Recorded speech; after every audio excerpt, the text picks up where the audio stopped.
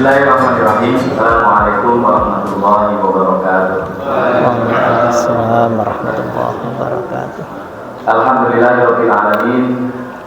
Alladzi arsala rasulahu bil huda wa dinil haqq liyudhhirahu 'ala dini kullihi wa kafa billahi shahida. Asyhadu an la ilaha illallah wahdahu la syarika lah wa asyhadu anna Muhammadan 'abduhu wa rasuluhu la nabiyya ba'dah. Allahumma shalli wa sallim wa barik ala sayyidina Muhammadin wa ala alihi wa sahbihi ajma'in. Bapak Ibu jamaah Masjid Al-Muhajirin yang hadir pada kesempatan kajian ahad pagi, alhamdulillah puja puji syukur kita panjatkan kehadirat Allah Subhanahu wa taala pagi yang segar ya, alhamdulillah pada pagi hari ini, subuh ini. Alhamdulillah kita masih bisa bersama-sama hadir di masjid yang mulia ini untuk sama-sama mengikuti kajian ahad rutin kita. Mudah-mudahan Allah senantiasa berikan keberkahan di dalam majelis kita pagi hari ini. Amin. Salam dan salam semoga senantiasa tercurah kepada junjungan kita Nabi besar Muhammad sallallahu alaihi wasallam, keluarga, para sahabat dan para pengikutnya sampai akhir zaman. Mudah-mudahan kita semua yang hadir senantiasa istiqomah untuk mengikuti jalan yang Rasulullah SAW contohkan untuk kita semua sampai dengan akhir hayat kita. Amin. Bapak Ibu yang dirahmati Allah, kita ini sudah pertengahan Syaban lebih ya. Sebentar lagi kita akan memasuki Ramadan. Mudah-mudahan kita tetap diberikan kesehatan oleh Allah, disampaikan umur kita untuk mendapatkan, untuk bertemu dengan Ramadan tahun ini dan kemudian dapat beribadah secara sempurna, lengkap gitu ya, selama bulan Ramadan 1446 Hijriah tahun ini insyaallah. Baik, kita melanjutkan masih dengan fikih zakat. Ini bagian dari materi sebenarnya mungkin terkait juga dengan aktivitas kita di Ramadan. Mudah-mudahan juga membekali kita bagaimana menyempurnakan ibadah, melengkapkan ibadah kita selama dengan bulan Ramadan yang sebentar lagi akan kita bertemu bulan Ramadan tahun ini. Baik Bapak Ibu sekalian, kita buka bersama kajian ahad pagi kita dengan sama-sama mengucapkan basmalah. Bismillahirrahmanirrahim. Insyaallah akan dilanjutkan materi fikih zakat dengan Ustaz Abdul Fatah. Pada Ustaz Fatah kita bersama. Syukran. Bismillahirrahmanirrahim. Assalamualaikum warahmatullahi wabarakatuh. Alhamdulillah wassalatu wassalamu ala Rasulillah Sayyidina Muhammad sallallahu alaihi wasallam ibni Abdillah wa ala alihi wa ashabihi wa man wala, la hawla wa la quwwata illa billah. Rabbi syrah li sadri wa yassir li amri wahlul 'uqdatam min lisani yafqahu qawli. Allahumma sallimna bi Ramadan wa sallimhu lana wa sallamhu minna mutaqabbala, amin amin ya rabbal alamin. Amma ba'du, yang sama-sama kita hormati dan kita muliakan segenap jajaran pengurus Dewan Kemakmuran Masjid Al-Muhajirin, terkhusus Ketua Dewan Kemakmuran Masjid hafizakumullah wa ra'akum. Mudah-mudahan Allah senantiasa memberikan tambahan keberkahan, rahmat, kesehatan, kebaikan untuk seluruh pengurus dan keluarga, amin ya rabbal alamin. Yang saya hormati juga para bapak, para ibu, saudara-saudariku sekalian, jamaah ta'lim ahad subuh, juga mudah-mudahan semuanya senantiasa mendapat tambahan rahmat dan barokah dari Allah Subhanahu wa taala, diberikan kesehatan, kesempatan untuk bisa bertemu bulan Ramadan tahun ini, ditolong oleh Allah, dikuatkan oleh Allah, bisa menyelesaikan ibadah Ramadan sampai akhir dan diterima seluruh amal ibadah Ramadan kita tahun ini, amin ya rabbal alamin. Alhamdulillahirabbil alamin, kita bersyukur kepada Allah di pagi yang sejuk ini kembali Allah izinkan kita untuk menunaikan berbagai macam pengabdian, ketaatan kepadanya, dan insyaallah kita akan sambung dengan taklim ya. Kita akan lanjutkan kajian kitab Minhajul Muslim seputar zakat. Salawat dan salam mari kita juga sanjungkan untuk junjungan alam Nabi kita, Nabi besar Muhammad sallallahu alaihi wasallam beserta seluruh keluarga, para sahabat dan juga seluruh umatnya yang senantiasa istiqomah melaksanakan syariat sunnah-sunnahnya. Mudah-mudahan kita termasuk di antara mereka yang kelak akan mendapat syafaat di akhirat. Amin ya rabbal alamin. Bapak Ibu yang dimuliakan Allah, di pertemuan sebelumnya kita sudah menyelesaikan satu tema dari 5 tema terkait zakat ya, yang sudah kita sampaikan kemarin ya, sedikit pengantar. Lalu materi yang pertama tentang hukum zakat, hikmahnya zakat gitu ya, dan hukum bagi yang menolak membayar zakat. Ini sudah kita bahas kemarin. Insyaallah pagi hari ini kita akan masuk yang materi kedua dari 5 terkait dengan harta yang wajib dizakati dan tidak wajib dizakati. Gitu ya, ini penting sekali sebagai muslim yang memang harus terpenuhi rukun Islamnya ya tentang zakat ini, harus memahami ya secara baik agar supaya rukun Islam tentang zakat ini betul-betul mampu minimal kita pahami, sekalipun belum termasuk orang yang bisa menunaikan gitu ya, dikarenakan ada udzur-udzur yang memang belum terpenuhinya kewajiban. Paling tidak secara teori kita ngerti. Kalau ada yang nanya anak kita yang sudah termasuk keluarga kita, bisa kita berikan ya, kita berikan nasihat, saran untuk bisa menjalankan Islam ini secara sempurna, terutama terkait zakat. Nah, mari kita sama-sama memasuki materi yang kedua. Bismillahirrahmanirrahim. Al-Maddatus Tsaniyatu. Materi yang kedua, fi ajnasil amwalil muzakkati. Menjelaskan tentang jenis-jenis harta yang dizakati, harta yang wajib dikeluarkan zakatnya, wa ghairiha, dan zakat yang tidak wajib. Nah, mudah-mudahan bisa selesai ini. Yang pertama, harta yang wajib dizakati ini ada 3 klasifikasi, Pak. Ada 3 kelompok harta yang wajib dizakati. Nanti ada 1 yang tidak wajib dizakati. Yang pertama yang wajib dizakati itu adalah an-naqdani, ai az-zahab wal fiddah, logam mulia, 2 logam mulia, emas dan perak. Emas dan perak. Saya bacakan keterangan dari kitab ini Minhajul Muslim,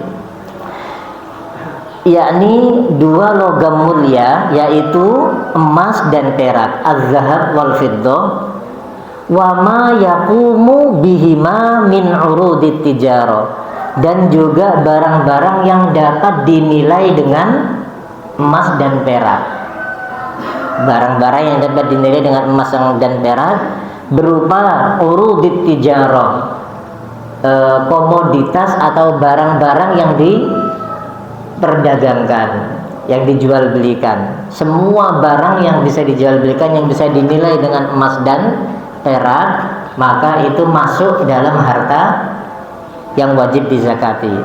Selanjutnya lagi, wa ma yulhaqu bihima minal ma'adin, dan juga harta-harta yang diserupakan dengan emas dan perak berupa al-ma'adin, barang-barang tambang ya, nikel ya, timah, minyak bumi, semua yang barang-barangnya ditambang itu masuk dalam harta yang wajib dizakati. Warrikaz, harta terpendam, kalau orang sekarang sebutnya orang harta karun. Jadi ini emas milik orang-orang dulu. Kalau orang sekarang emas itu sudah dicetak-cetak ya Pak ya. Ada yang 10 gram, ada yang 50 gram, ada yang 100 gram, ada yang 500 gram gitu. Nah, kalau emas yang rikaz ini maksudnya adalah masih ya mungkin bongkahan-bongkahan emas atau emas-emas orang dulu yang belum dicetak. Ini kalau seandainya kita punya tanah lagi gali sumur nemu, maka wajib dikeluarkan zakatnya. Lalu apalagi wama yaqumu maqamahuma minal awraqil maliyah, harta-harta yang secara nilai itu setara atau diserupakan dengan emas dan perak, berupa di sini al awraqil maliyah, kertas-kertas yang bernilai harta. Kertas bisa uang, bisa juga mungkin kertas BPKB, sertifikat, mungkin apa lagi, kalau mencairkan cek, ya kayak gitu-gitu ya. Atau bahkan sekarang kalau negara menerbitkan surat utang namanya ya, surat utang negara, itu kalau ditukar jadi duit. Nah itu semuanya bernilai uang, jadi itu juga wajib dikeluarkan zakatnya. Tentu nanti ada persyaratan-persyaratannya. Jadi yang penting emas dan perak itu berdasarkan teks ayat maupun hadis, tapi nanti ada yang diserupakan, ada yang nilainya sama dengan emas dan perak, baik secara fungsi maupun secara nilai. Kalau fungsinya emas dan perak itu dulu untuk apa Pak? Transaksi ya, emas dan perak untuk jual beli sampai sekarang bahkan mungkin ya, banyak negara-negara besar itu kalau transaksi ekspor impor itu pakai emas ya. Nah itu sebagai alat transaksi. Jadi sekarang kalau ada orang, wah saya nggak punya emas Pak, tapi saya punya dolar, ini sama.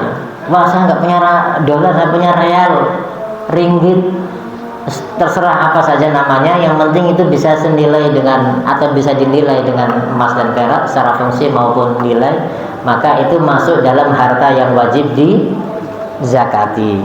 Termasuk surat-surat berharga tadi, ya. Sudah, mana dalilnya? Ini firman Allah Ta'ala dalam surah At-Taubah ayat 34. Saya bacakan, a'udzubillahi minasyaitonirrajim. Walladzina yaknizuna adh-dhahaba wal fiddata wa la yunfiqunaha fi sabilillah وَلَا يُنْفِقُونَهَا فِي سَبِيلِ اللَّهِ فَبَشِّرْهُمْ بِعَذَابٍ أَلِيمٍ. Artinya, وَالَّذِينَ يَكْنِزُونَ الذَّهَبَ, dan orang-orang yang menyimpan atau menimbun emas, wal fiddata, dan perak, ditimbun, disimpan, وَلَا يُنْفِقُونَهَا, dan tidak mengeluarkan, tidak menginfakkan emas dan harta emas dan peraknya itu, maksudnya adalah infak wajib yaitu zakat, nyimpan emas perak dan tidak mau mengeluarkan zakatnya, maka Allah memberikan ancaman fi sabilillah, di jalan Allah, fabasyirhum bi'adzabin alim, maka berilah kabar kepada mereka akan adanya azab yang sangat pedih.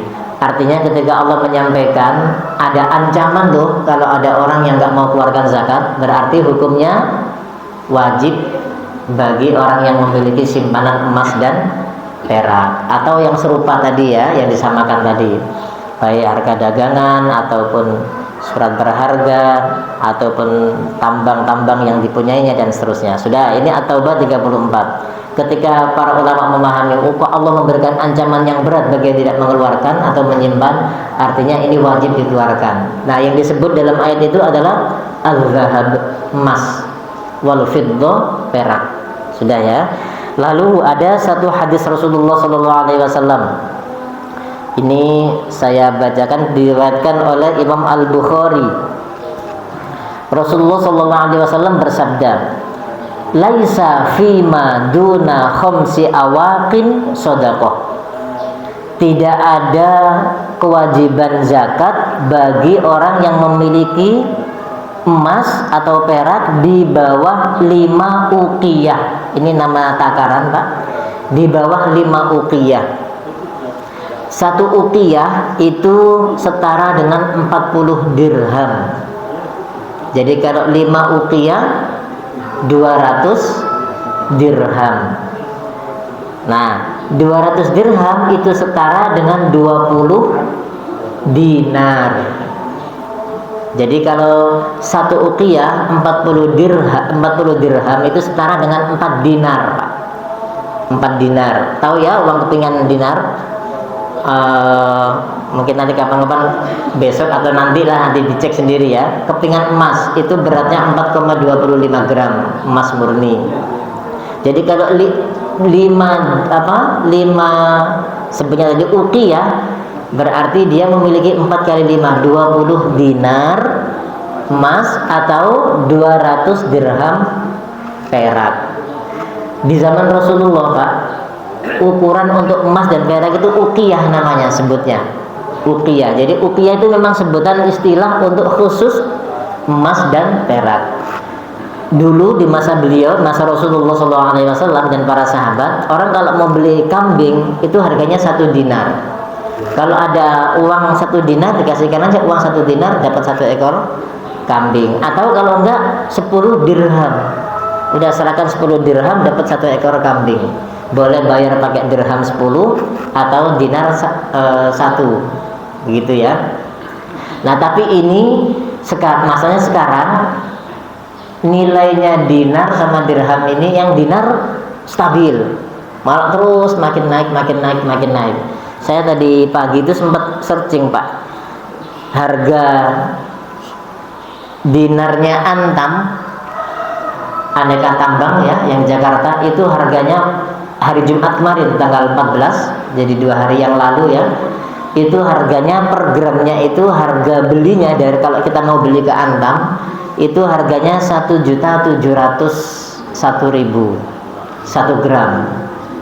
Nah ini 5 wasak tadi, kalau 20 dinar itu kira-kira 85 gram. Saya coba hitung-hitung, 85 gram itu setara dengan 5 wasak tadi kata Rasulullah, setara dengan 20 dinar, setara dengan 200 dirham yang wajib zakat. Kan Rasulullah tadi bilang, yang punya harta kurang dari 5 wasak atau kurang dari 200 dirham atau kurang dari 20 dinar atau kalau digramkan kurang dari 85 gram tidak wajib zakat.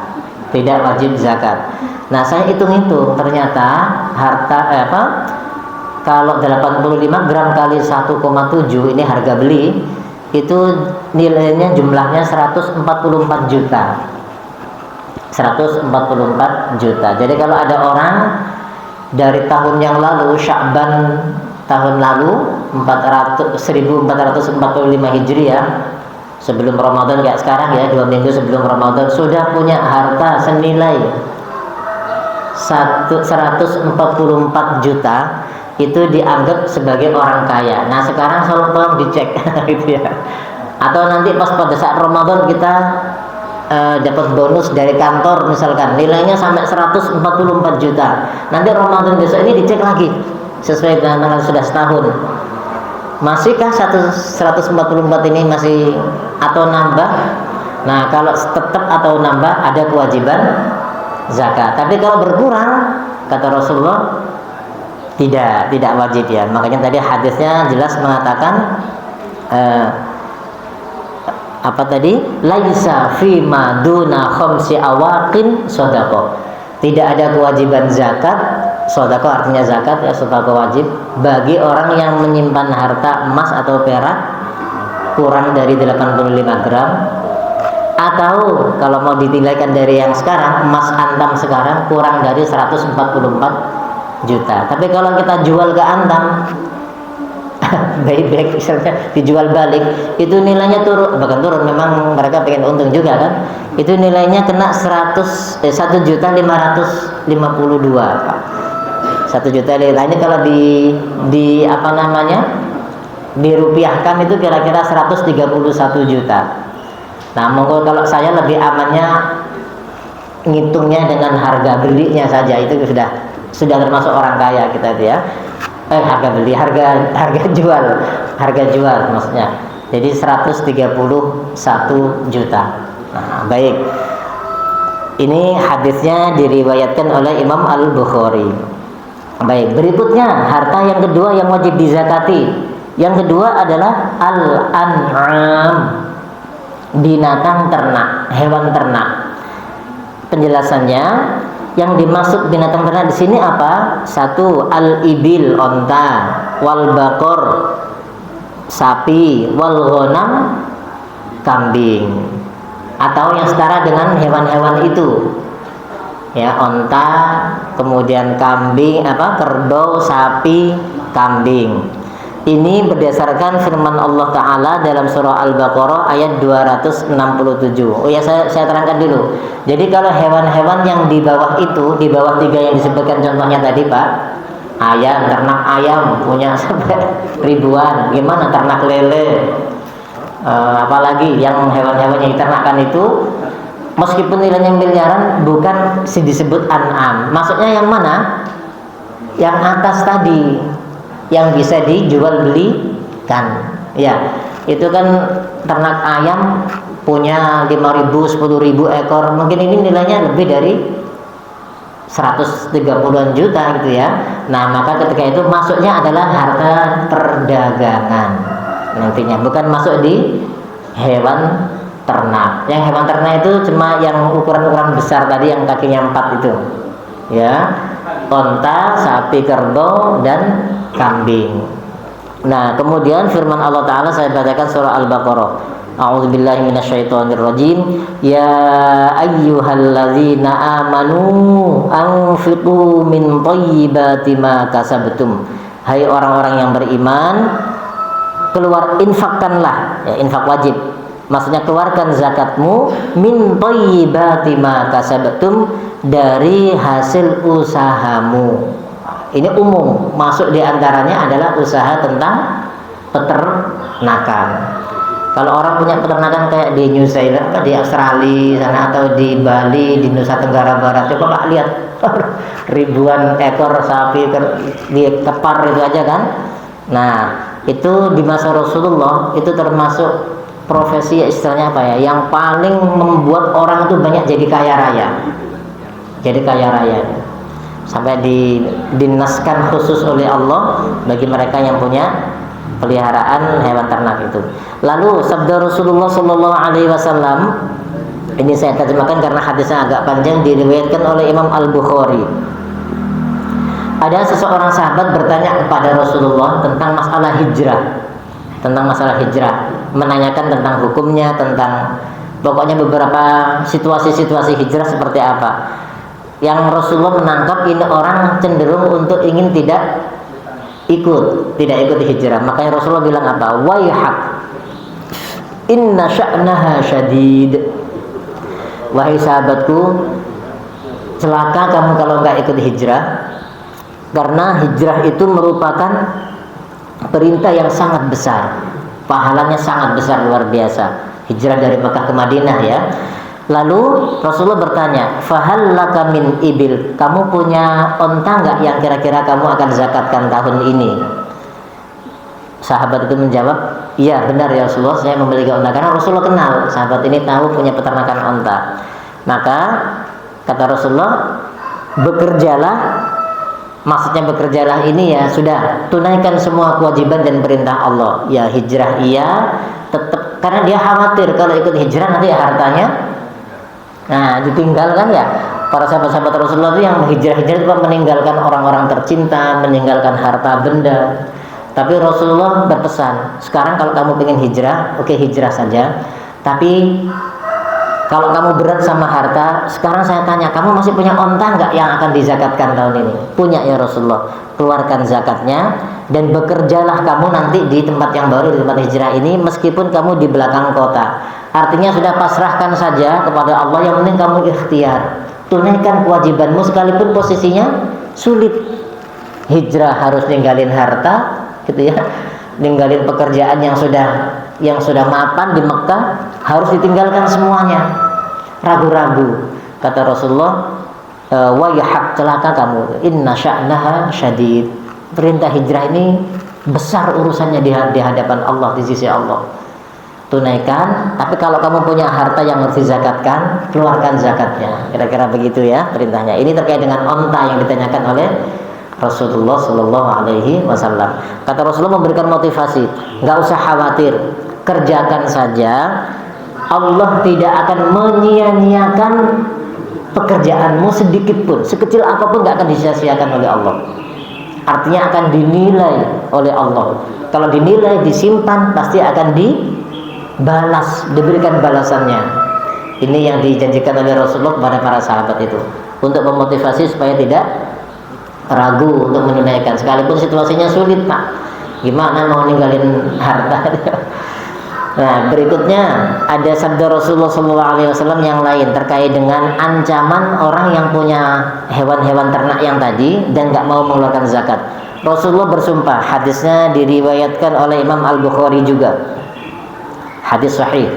Kata Rasulullah, demi Allah, walladzi la ilaha ghairu, demi Allah yang tidak ada zat yang berhak disembah selain Allah. Tidak ada seseorang yang memiliki onta atau sapi atau kambing yang tidak ditunaikan zakatnya, kecuali nanti hewan-hewan itu akan datang di hari kiamat, akan didatangkan, dipertemukan oleh Allah dengan keadaan yang fisiknya, badannya lebih gemuk-gemuk, lebih besar-besar, lebih gemuk, lebih besar. Kemudian apa namanya ini, Pak? Tanduk-tanduknya juga akan keluar lebih kuat. Tidak akanlah hewan-hewan itu dikeluarkan oleh Allah menemui mereka yang punyanya di dunia yang tidak mau dizakatkan, sambil mereka menginjak-injak dan menanduk-nanduknya. Ini ancaman orang yang punya hewan ternak yang sudah wajib zakat tapi tidak dikeluarkan. Diancam nanti dihadirkan lagi hewan-hewan itu sambil menyerang pemiliknya. Hewannya lebih besar, menginjak-injak, menanduk, ya, menyerang dan seterusnya. Sudah ya, bahkan disebutkan di hadis ini, lanjutan hadisnya, ruddat alaihi ulaha hatta yuqda bainan nas. Jadi kullama jazat akhiruha, ketika hewan-hewan itu sudah selesai sampai akhir menanduknya. Jadi setiap hewan menanduk, menginjak, nanduk, menginjak, nanduk, menginjak, sampai hewan terakhir yang pertama balik lagi, begitu lagi, terus muter seperti itu. Ini bentuk azab ancaman yang disampaikan oleh Rasulullah nanti di hari kiamat bagi mereka yang menolak membayar zakat dari binatang ternak atau hewan ternak. Baik, sudah ya. Yang ketiga jenisnya, ini untuk memudahkan kita aja. Jadi ada tiga jenis ya, tiga jenis. Pertama tadi emas dan perak atau yang bisa dinilai dengan emas perak. Yang kedua dari jenis-jenis hewan ternak. Yang terakhir, yang ketiga adalah dari jenis as-samar wal hubub, buah-buahan dan biji-bijian. Pertanian berarti ya. Jadi di masa Rasulullah itu yang terkena wajib zakat itu dari kaum muslimin itu cuma 3 kelompok ini, Pak. Pertama, orang-orang yang kaya, banyak emas dan peraknya atau perdagangannya atau apa sajalah yang menghasilkan emas dan perak ya. Yang kedua, para peternak ya, para peternak. Yang terakhir, para petani, peternak dan petani ya, ini yang petani buah-buahan dan biji-bijian. Dijelaskan dalam kitab ini, jadi setiap buah atau biji-bijian yang bisa disimpan dan bisa dimakan sebagai bahan makanan pokok. Saya ulangi ya, buah-buahan yang bisa disimpan lama sampai setahun, sampai 2 tahun, biji-bijian juga begitu, dan bisa dimakan, baik itu berupa qamah, itu artinya gandum yang masih kasar atau gandum yang masih yang sudah digiling, yang sudah lembut, kacang-kacangan, baik kacang putih, kacang tanah maupun yang lain-lainnya, kacang adas, jagung, beras dan semacamnya, semua yang bisa disimpan sampai tahunan itu, Pak, itu diwajibkan zakat. Ya, diwajibkan zakat. Mudah-mudahan saya difahami ya. Saya bacakan dulu firman Allah tentang dalil perintahnya. Firman Allah surat Al-Baqarah 267, sama dengan yang tadi dibacakan, tapi ini agak lebih lengkap. A'udzubillahi minasyaitonirrajim. Ya ayyuhalladzina amanu, wahai orang-orang yang beriman, anfiqu min thayyibati ma kasabtum. Infakkanlah, keluarkanlah zakatnya dari apa-apa yang kamu hasilkan dengan cara yang baik. Wa mimma akhrajna lakum minal ard, dan dari apapun yang aku tumbuhkan, aku keluarkan dari tanah. Ya, dari tanah, dari bumi, maksudnya adalah buah-buahan dan biji-bijian ya. Memang Pak, di masa Rasulullah petani dan peternak itu merupakan bisnis yang paling apa istilahnya itu ya, yang paling menguntungkan, paling banyak cuannya.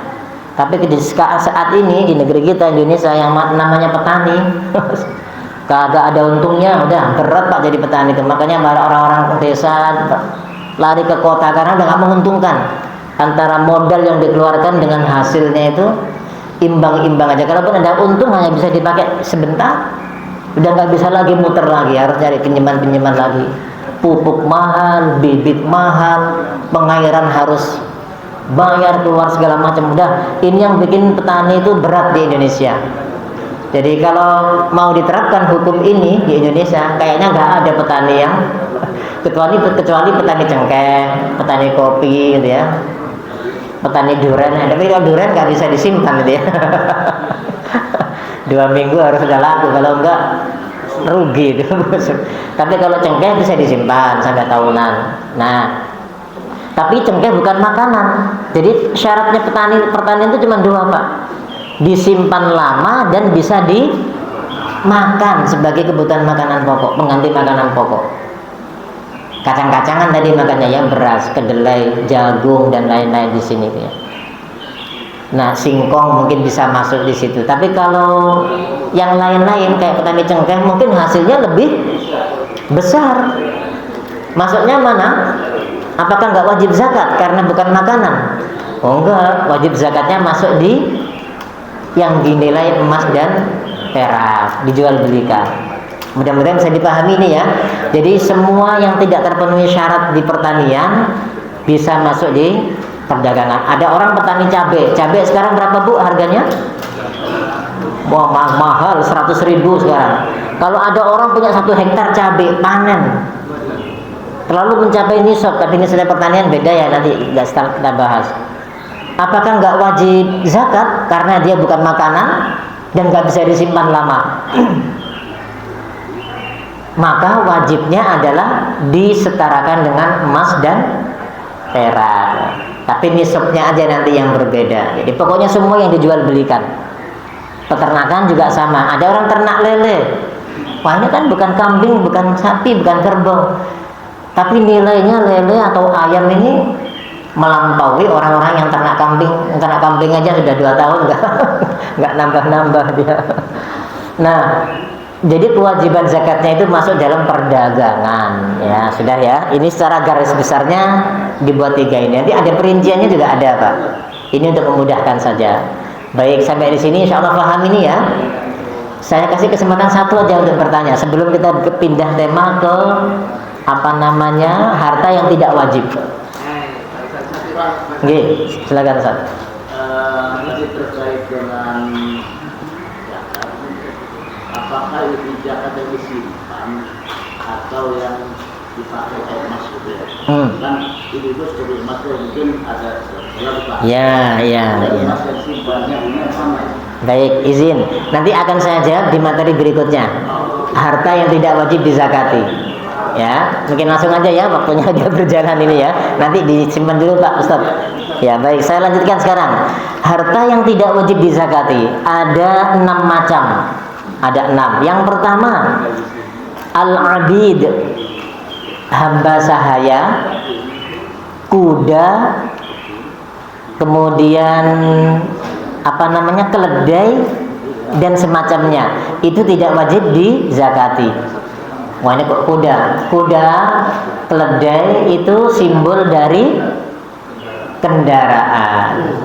Simbol dari kendaraan. Jadi kalau ada orang punya Toyota Fortuner, Alphard, Apakah itu harus dizakati? Karena ini setara dengan kendaraan yang dipakai, maka tidak wajib dizakatkan. Ya, tidak termasuk harta yang tidak wajib. Termasuk al-abid. Al-abid ini hamba sahaya.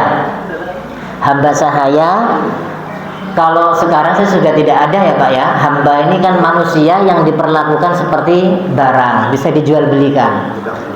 Budak, ya budak itu bisa diperjualbelikan. Kalau sekarang Pak, sekarang ini SDM itu nilainya mahal Pak. Kalau Bapak mau mengakuisisi perusahaan, sekolah aja, saya pernah bekerja di sebuah sekolah di Tangerang Selatan. Sekolahnya mahal, masuknya 140 juta. Ketika dijual asetnya separuh, itu plus orang-orangnya itu dijual. Jadi gedungnya dinilai, fasilitasnya dinilai, manajemennya dinilai, orang-orangnya ada berapa, gurunya semua itu dinilai. Nah, ini orang merdeka dijual. Sebenarnya bukan dijual orangnya, dijual jasanya ya, dijual jasanya. Tapi ada nilainya. Sekarang berapa nilai SDM yang ada? Sekian miliar gitu ya. Nah, kalau dulu manusia itu budak, itu dijual belikan. Nah, itu masuk harta. Nah, kalau ada orang meskipun punya SDM perusahaannya besar, SDM-nya ribuan, dinilai miliaran, ratusan miliar, triliunan, tetap tidak masuk harta yang wajib dizakati. Apa sebabnya? Karena memang meskipun ini masuk alat operasional, alat yang dijadikan menghasilkan. Nah, hasilnya aja nanti yang dihitung sebagai harta zakat. Alat-alatnya nggak usah dihitung, mobil operasionalnya nggak usah, gedung-gedungnya, peralatannya, mesinnya nggak usah dihitung, ya kira-kira gitu. Termasuk kendaraan-kendaraan pribadi tadi yang ada kurang orang punya 5 kendaraan umpamanya, kendaraan mewah semua, ini masuk seperti khail bighul tadi, tidak termasuk harta yang wajib dizakati. Kedua, oh ya hadisnya dulu saya bacakan. Saya bacakan firman sabda Rasulullah diriwayatkan oleh Imam Ahmad. Rasulullah bersabda, "Laisa 'alal 'abdi," tidak wajib bagi seorang hamba Allah, fi farasihi, kudanya, wa ghulamihi, budaknya, sedekah, mengeluarkan zakat. Kuda itu simbol kendaraan terbaik level 2 setelah onta. Onta level 1, kuda level 2. Ada yang pernah tahu nggak Pak harganya kuda itu berapa? Kuda-kuda lokal yang di mana Pak? NTB itu saja harganya puluhan juta Pak, 40 juta, 50 juta, hampir sama kayak mobil tua itu.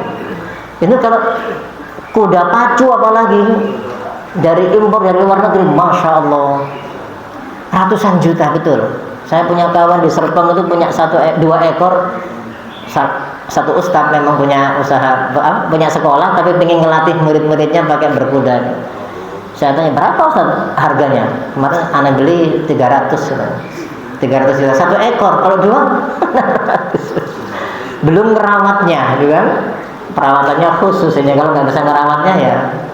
Nah, meskipun ratusan juta seperti itu, karena ini kendaraan yang dipakai, maka tidak diwajibkan zakat. Kata Rasulullah apa tadi? Laisa 'alal 'abdi, tidak wajib bagi seorang hamba Allah yang memiliki kuda ataupun memiliki budak untuk sedekah zakat. Apa sebabnya? Ya memang karena belum pernah Rasulullah SAW secara praktek saat itu menarik zakat dari mereka-mereka yang punya kendaraan-kendaraan kuda untuk perang segala macam, sekalipun bagus-bagus. Rasulullah nggak pernah mewajibkan para sahabatnya juga. Sudah ya. Yang kedua, harta yang tidak wajib zakat adalah al-malul ladzi lam yablugh nisaban. Harta tapi yang belum mencapai nisab. Hartanya harta zakat. Kayak tadi Pak, punya emas, punya perak, punya uang, dolar segala macam. Tapi belum sampai 1 nisab. Nisab itu batas minimal. Yang tadi saya hitungkan, batas minimal uang, emas atau harta dagangan itu adalah setara dengan 85 gram emas murni. Harganya antam per 2 hari yang lalu itu 100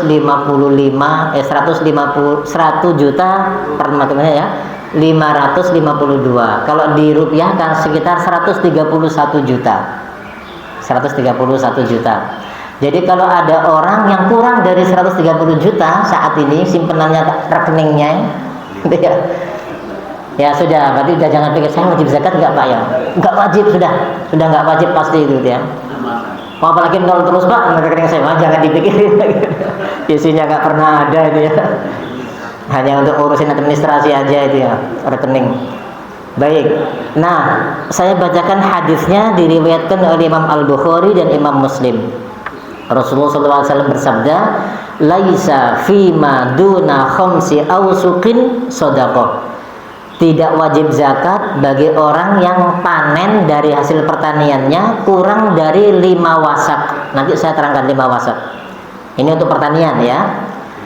Dan juga walaisa fima duna khamsi awaqin minal wariqi shadaqah.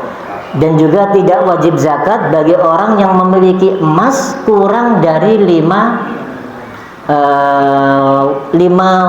apa tadi sebutnya? Bukan wasak, kalau wasak ini untuk pertanian. Uqiyah ya, 5 uqiyah tadi. Walaisa fima duna khamsi dzawdhin minal ibil shadaqah. Dan tidak wajib bagi orang yang memiliki onta kurang dari 5, itu juga tidak wajib shadaqah. Onta itu 5 sudah wajib zakat. Nah, sudah ya, ini hadis Bukhari Muslim. Ada ukuran yang sering digunakan untuk hasil panen pertanian itu namanya wasak Pak. Satu wasak itu setara dengan 60 sok.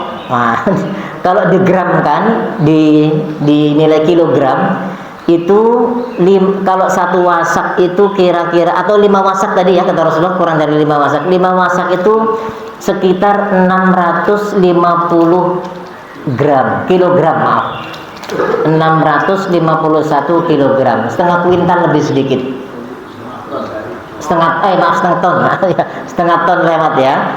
Setengah ton. Jadi kalau ada orang panen beras, panen kacang kedelai, panen jagung, ditimbang setengah ton lewat tadi itu ya. 651 atau lengkapnya udah gampangnya 650 berapa itu Pak? Kilogram ya. Setengah ton lebih 150 kg, maka ketika dinilai berapapun harganya itu nggak ada dilihat harga lagi Pak, sudah yang penting kilogramnya mencapai 5 wasak atau 651 kg, maka wajib keluarkan zakatnya ya. Yang tanam kedelai, kacang hijau, kacang tanah, apa sajalah itu ya. Terus termasuk juga cengkeh itu kalau seandainya ditimbang lebih dari setengah ton lebih tadi itu wajib dikeluarkan zakatnya. Ini hadisnya sudah ya. Kemudian harta yang ketiga yang tidak wajib zakat, mungkin supaya agak selesai dulu ya materinya baru nanti diskusi. Al-fawakihu wal khudrawatu, buah-buahan dan sayur-sayuran. Ini termasuk harta yang tidak wajib zakat. Ada orang nanam mangga arum manis, mangga Indramayu, hektaran Pak. Karena ini mangga bukan termasuk yang bisa disimpan lama dan tidak termasuk makanan, maka tidak termasuk yang wajib zakat. Masuknya kemana? Perdagangan. Kalau didagangkan nilainya sampai 131 juta tadi, maka wajib. Tapi kalau nilainya kurang dari 130 juta tadi ya, begitu ya kira-kira gampangnya. Sudah. Kemudian firman Allah Ta'ala dalam tadi sudah disebutkan sebenarnya ya dalilnya ya. Wa mimma akhrajna lakum minal adhi, orang-orang yang beriman keluarkanlah zakat dari hasil usahamu yang baik dan dari apa yang aku keluarkan dari perut bumi, dari tanah ya, tumbuh-tumbuhan. Cuma memang untuk tumbuhan yang buah-buahan dan sayur-sayuran, tomat, cabai, timun, segala macam, kacang panjang, kol dan lain-lain, itu tidak masuk dalam kategori harta yang wajib zakatnya dari aspek pertanian. Ingat ini pertanian aja yang nggak masuk, masuknya di perdagangan karena nilainya beda Pak, nilainya beda. Beras sekarang ini belum saya sempat hitung ini. Kalau ada orang panen beras, panen padi. Sekarang beras berapa yang paling mahal Bu? 1 kilo? 15.000? 15-an ya. Nah, coba dihitung tuh 15.000 kali, ini saya coba biar langsung terbayang aja Pak angkanya gitu ya. 15.000 kali 651 kilogram. Nilainya 9.765.000. Ya, 9.765.000. Jadi kalau ada orang panen beras saat ini, ketika dijual sampai mencapai angka tadi segini ini ya sudah, apalagi lebih. Tapi kalau nggak sampai Pak, modalnya 10, 11 juta, 12 juta, dapatnya cuma 10 juta atau malah tekor belum bayar utang, ya tidak wajib Pak, sudah. Jadi nisabnya beda. Kalau dijual belikan, kalau buah-buahan tadi ya, jual mangga Indramayu sampai misalkan 15 juta, apakah wajib zakat? Tidak, ya karena dia memang belum mencapai. Iya, ini bukan termasuk harta zakat soalnya, belum mencapai nisab. Meskipun sampai 20 juta, 30 juta belum. Wong tadi sampai hitungannya 130. Nah, kecuali kalau jual mangga, jual sayur mayur, jual cabai, angkanya sampai 131 juta baru mencapai nisab perdagangan ini maksudnya ya. Sudah baik. Yang keempat, nah ini yang ditanyakan sama Ustaz tadi ya, hulliyun nisa, perhiasan kaum ibu yang dipakai itu tidak masuk harta yang wajib dizakati. Jadi memang niatnya hanya untuk dipakai perhiasan saja. Ada orang pakai kalung misalkan 50 gram, gelang 50 gram, cincin udah 100 gram lebih kan, padahal wajibnya zakat tadi berapa? 85. Anting-anting misalkan 20 udah berapa? Udah 150 gram, udah melampaui. Tapi karena memang niatnya untuk dipakai perhiasan, maka tidak wajib zakat. Ya, meskipun melampaui nisab. Tapi ingat, niatnya bukan untuk sebagai simpanan ya, niat untuk dipakai berhias. Niat untuk dipakai berhias. Tapi kalau niatnya memang untuk investasi lah, buat tabung-tabungan, nah itu masuk. Sudah lewat 85 gram masuk. 100 gram aja masuk. Gitu ya. Baik. Nah, ini mana dalilnya? Nanti ada masuk ke hadis yang lain Pak, masuk yang lain hadisnya. Jadi diterangkan di sini, jika diniatkan hanya untuk dipakai untuk perhiasan, bukan untuk disimpan ya dalam waktu tertentu, maka tidak wajib. Tapi kalau niatnya untuk disimpan dalam waktu tertentu, nanti kalau butuh bisa gampang diuangkan, maka hukumnya menjadi wajib zakat. Ya. Baik, sudah. Yang kelima, al-jawahirul karimah. Jawahir itu batu-batu mulia. Contohnya kazamrud, ada zamrud, yakut, permata, lu'lu', intan, dan semua emas putih dan segala macamnya itu pokoknya sudah masuk harta apa? Berlian segala macam, itu semua bukan termasuk harta zakat, tidak wajib zakat. Bapak punya cincin apa berlian atau intan, nilainya sampai 3 miliar, Kak, punya siapa? Pengacara yang terkenal itu, Pak. Oh, itu cincinnya 2 aja nilainya udah berapa miliar itu. Apakah wajib zakat? Enggak, karena itu bukan harta yang wajib dizakati. Kecuali kita memang niat mau dagang batu mulia, dagang intan, dagang permata, memang bisnis sudah dibisniskan, maka meskipun cuma punya 10 gram, sebenarnya nilainya sampai 131 juta tadi wajib dizakati. Jadi ini tergantung apa, tidak semua dipukul rata itu ya.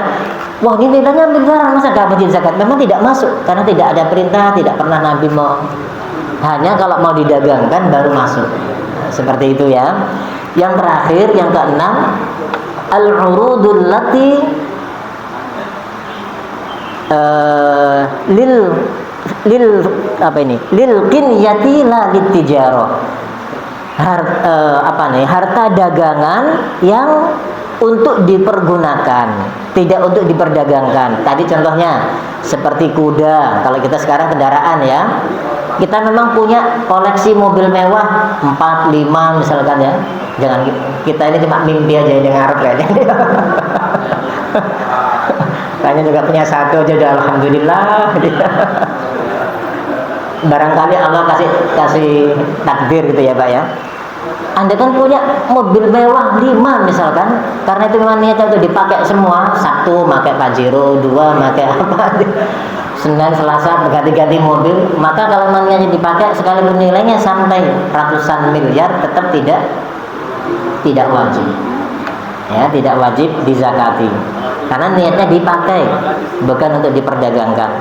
Begitu juga rumah.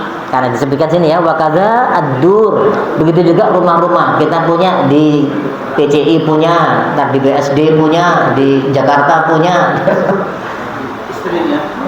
Rumahnya Pak. Nilainya Masya Allah sudah nih. Apalagi kita baru jadi pejabat, nilainya di mana-mana rumah.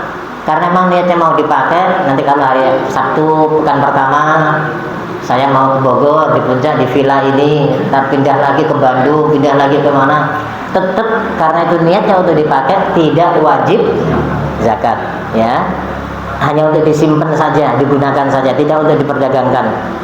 Begitu juga pabrik, wal masani, wasayyarot, mobil-mobil, semuanya ini karena memang niatnya hanya untuk digunakan, dipakai, maka tidak wajib zakat. Kalau pabrik bukan alatnya yang dihitung, tetapi hasilnya, hasil produknya nanti, ya itu yang wajib karena itu yang diperdagangkan.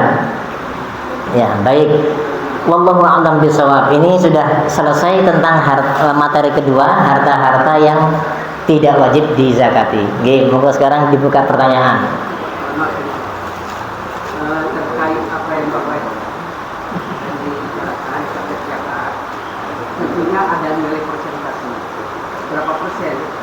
Yang mana yang 2,5%, yang mana yang 5%? Oh, oke. Nah, ini nanti masuk materi ketiga. Materi pertemuan berikutnya. Tapi boleh saya spill sedikit ya, dikasih tahu Pak nih.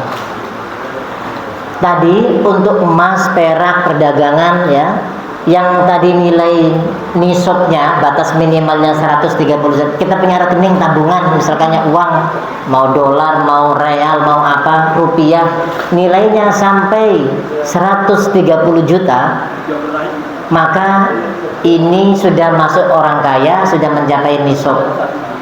Ini yang dikeluarkannya adalah 2,5%. Tinggal dikalikan saja.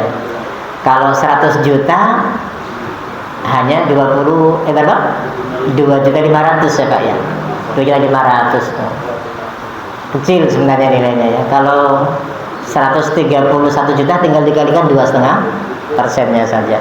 Punya 500 juta, setengah miliar. Ya 2,5 juta kali 5, cuma 7.500.000 Pak. Dikeluarkan aja, kecil ya nilainya. Sementara kalau pertanian itu nanti yang tadi hasil pertanian itu ada yang 5%, ada yang 10%, tergantung pengairan, biaya proses.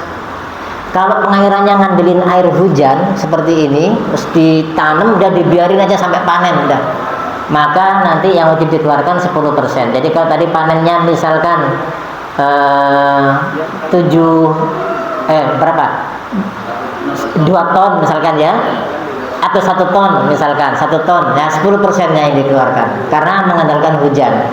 Tapi kalau pengairannya pakai biaya segala macam, maka cuma 5%. Itu pun setelah dikeluarkan biaya pupuk, biaya macam-macam dah, alat sewa ini macam tenaga, dilihat-lihat, oh masih ada nih mencapai nisabnya tadi itu yang harganya kira-kira berapa tadi? 10 jutaan tadi ya Pak ya. Nah, maka disitulah baru diwajibkan keluarkan zakatnya. Jual beli masuk perdagangan 2,5% Pak. Nggih, yang punya pabrik, yang punya kontrakan. Nah, ini yang punya kontrakan rumah di mana-mana, punya rental mobil di mana-mana. Nah, silakan dihitung saja. Sekarang kalau enggak profesi, Pak. Sekarang profesi itu kadang-kadang cuma bikin konten YouTube, ya. YouTuber itu per minggu, per bulan, waduh, hasilnya nggak karu-karuan banyaknya itu. Ngalang-ngalangin orang yang profesi-profesi tadi disebut. Apakah nggak wajib zakat? Wajib zakat. Wajib zakat, meskipun ada sebagian ulama yang tidak mewajibkan, ya nggak mau. Ini profesi nggak ada dalilnya di masa Rasulullah, nggak ada. Yang ada cuma 3 aja tadi profesi itu, ya: pedagang, petani, peternak. Ya dulu profesi-profesi itu yang paling membuat cuan banyak. Sekarang jadi YouTuber, hidup di rumah bikin konten aja udah puluhan bahkan ratusan juta, Pak, hasilnya itu. Ngalang-ngalangin petani, ngalang-ngalangin peternak. Yang peternak, petani hancur-hancuran sekarang di negeri kita ini, ya. Pedagang apalagi udah pada gulung tikar semua. Pedagang tuh udah persaingannya sudah nggak imbang sama raksasa-raksasa itu. Jadi ya kita kasihan masyarakat yang sekarang pedagang di Indonesia udah nggak menguntungkan. Yang menguntungkan tuh tambang. Nah, kalau ada usaha tambang, nah itu masih menguntungkan banget tuh. Apalagi yang bikin konten kreator tadi, ya. Atau profesi-profesi yang jarang, apa, kayak misalkan akuntan publik. Wah, itu kalau sekali sewa ada perusahaan asing, Pak, saya punya perusahaan, tolong dihitung pajak perusahaan saya. Itu hasilnya ratusan juta itu sekali proyek gitu, ya. Mandor-mandor proyek. Nah, itu sekarang mungkin agak mending, meskipun sekarang karena anggarannya dikurangi, ya. Bisa jadi nggak lanjut. Jadi intinya semua yang dinilai dengan uang itu 2,5%, Pak. Nisabnya 131 juta. Itu pun sudah ada syarat nanti 1 tahun. Insya Allah kita bahas lebih detailnya pada pertemuan berikutnya. Sudah lewat, ada yang gitu. Terkait dengan zakat tadi, apakah tadi kan sudah ada penyusun sebelum prosesnya dengan nasionalnya, yang itu keuntungan terjadi di Jakarta. Anjing. Ini pertanyaan bagus. Apakah yang dihitung itu untuk perdagangan tadi, ya? Kan kalau peralatannya nggak masuk nih, etalase nggak masuk, mobil operasional nggak masuk, semuanya, telepon semua nggak masuk. Bahkan dikeluarkan dulu biaya-biaya itu, Pak, untuk sewa, bayar listrik, itu dikeluarkan dulu semuanya. Lalu yang dihitung apa setelah 1 tahun perdagangan itu? Yang dihitung adalah aset. Aset itu modal plus keuntungan. Jadi itu yang dihitung semuanya. Jadi misalkan nih, saya pas Sya'ban tanggal sekarang, tanggal berapa? 16 gitu. 16 Sya'ban mengawali meluncing minimart misalkan, ya. Nilainya di atas asetnya, ya. Asetnya tentu alat-alat sudah nggak dihitung. Alat yang didagangkan sajalah. Apa barang-barang yang didagangkan itu nilainya sampai 150 juta. Artinya ini sudah masuk 1 nisab, ya, lebih dari 1 nisab. Tunggu sampai Sya'ban yang akan datang, pertengahan. Di istilah orang sekarang kalau dagang itu apa istilahnya? Dihitung, ya, diinventarisir lagi, ya. Apa sebutnya, Pak Ustaz? Direkap, ya. Ada istilah, ada khususnya itu sebutnya itu, ya. Nah, kalau sampai asetnya baik barang harga jual dan keuntungannya ini mencapai masih 131 juta dari tahun lalu, maka itu masih masuk 1 nisab. Itu aja yang dikeluarkan, persentasenya 2,5%. Jadi dari keuntungannya aja. Aset termasuk modalnya, Pak. Iya, termasuk modalnya. Di luar dari peralatan. Ya, begitu. Dan yakinlah, insya Allah kalau kita, masalahnya memang setan itu menakut-nakuti orang. Wah, ini sudah untungnya nggak seberapa, nanti dikeluarkan zakatnya tambah berapa kita ini. Nggak usah khawatir, sesuai dengan namanya. Ini nanti sebenarnya kalau dalilnya di Jembreng, Pak, banyak sekali. Justru Allah ingin membersihkan harta-harta dari yang kotor, dan sesuai dengan namanya, zakah yazki, itu artinya tumbuh berkembang. Makin dizakati, makin tumbuh.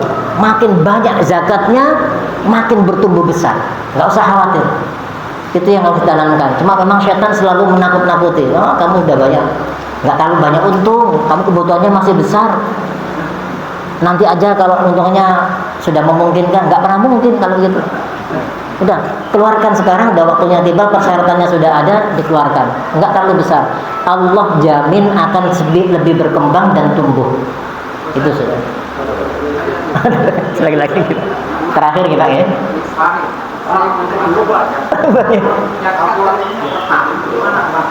Nggih, per tahun, Pak. Jadi persyaratan kewajiban harta itu per tahun. Kalau untuk yang emas dan perak.